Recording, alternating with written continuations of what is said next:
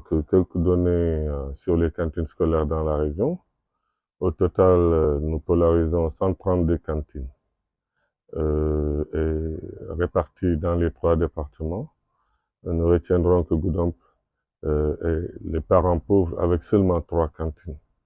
Et donc, ce qui impacte un peu les apprentissages. On aurait aimé que, par exemple, le conseil départemental puisse faire quelque chose pour nous venir en appui, parce que le partenaire du PAM qui était là a tout bonnement quitté pour aller vers d'autres horizons. Le taux de couverture est environ de 20%, donc ce qui est vraiment minime par rapport aux objectifs qui nous sont assignés, par rapport à la généralisation des cantines scolaires. Actuellement, on est sur 2 régions, la région de Sédhiou et la région de Kolda. On est sur 285 écoles pour les 2 régions, donc 186 à Kolda et 99 au niveau de Sédhiou. La note de la contribution, on apporte des denrées, comme le riz, l'huile, le petit pois et les lentilles. Donc, on amène ça au niveau des écoles. Et donc, la contrepartie des écoles, c'est qu'ils doivent fournir la dépense quotidienne pour préparer aux enfants des petits déjeuners et des déjeuners. Il y a aussi la semoule de maïs qui entre au niveau des denrées, mais cette semoule de maïs est achetée au niveau local. Il y a des producteurs privés au niveau local qui nous vendent cette semoule de maïs que l'on donne aux écoles. Cet outil vient à son heure. Je pense que c'est très important d'avoir un outil qui harmonise un peu les interventions des différentes ONG ou entités qui évoluent dans le secteur de l'alimentation scolaire. Ça permettra d'avoir une visibilité, une cartographie des écoles qui sont dans lesquelles les ONG et entités interviennent.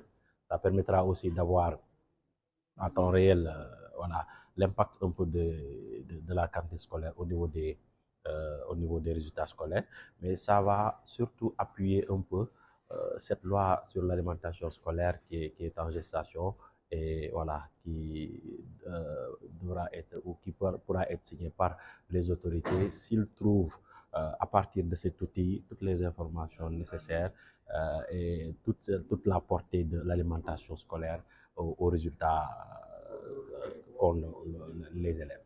Par rapport à nouvel outil SAS qu'on vient de nous présenter, ça nous permet vraiment de mieux gérer les présences et les absences, mais aussi ça nous facilite par rapport aux outils de collecte journalière des vivres. Ça nous permet, dès que nous entrons, les outils de collecte journalière, surtout par rapport à la gestion de la cantine, au niveau des présences, des absences, mais également de la restauration. Dès que nous prenons les vivres, ça nous permet de donner exactement les quantités exactes et de nous donner directement le stock. Et ça là nous facilite les erreurs de calcul que nous avions toujours rencontrées, surtout éviter les écarts que nous avions toujours par rapport aux outils que nous remplissions tous les jours. Ça va nous faciliter la gestion et des fiches mensuelles et autres, les fiches au niveau aussi, la fiche de synthèse et la fiche également de fin d'année. Comme vous le savez, les cantines, c'est un intrant de qualité. Du moment que c'est un intrant de qualité, je pense que ce dispositif nouvellement mis en place vient à son heure.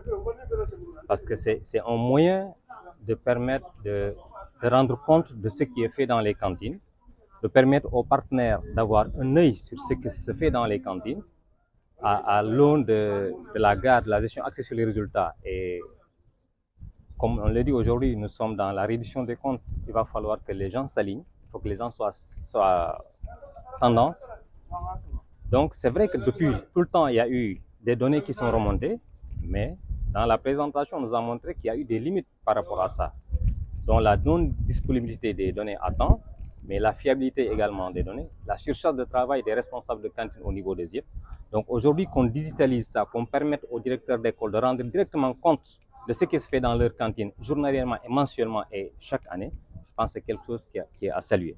Donc l'appel que je lance aux directeurs, c'est de tout faire, c'est qu'ils acceptent vraiment de s'aligner et de tout faire pour respecter cette norme-là. que désormais que les données soient transmises à temps et de façon vraiment sérieuse. Et je ne doute pas que tous ceux qui sont là aujourd'hui vont le faire sans difficulté. Même si nous savons que quelque part nous avons des endroits où parfois la connectivité pose problème. Mais je pense que si on regarde ce que les partenaires font, ce ne serait pas trop de demander à nos enseignants de faire un peu de sacrifice sur eux pour pouvoir vraiment satisfaire cette demande et de bien renseigner cette plateforme-là, comme je l'ai dit, est venue à son heure.